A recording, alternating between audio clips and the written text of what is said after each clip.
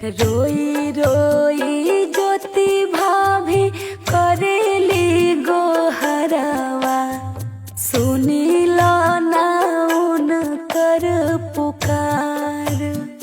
रोई रोई ज्योति भाभी करेली गोहरवा, सुनीला ना उनकर पुकार।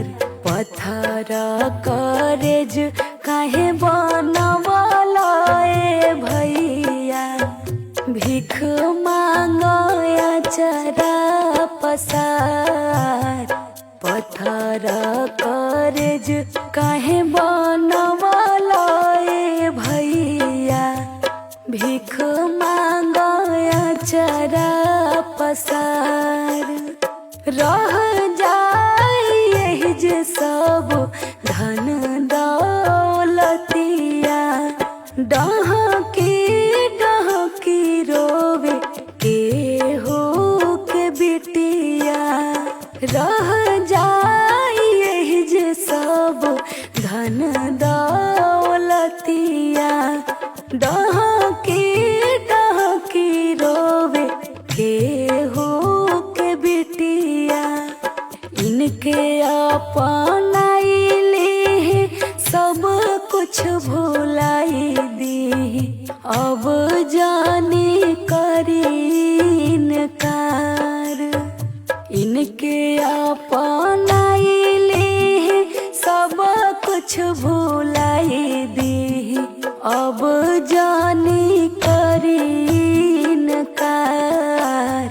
पत्थर करेज काहे बनवला ए भैया, भीख मांगे अचरा पसार। पत्थर करेज काहे बनवला ए भैया, भीख मांगे अचरा पसार। भोजपुरी समाज के इहे बाट चाह हो, मानी ले तो बात सभे करित बाह बाह हो।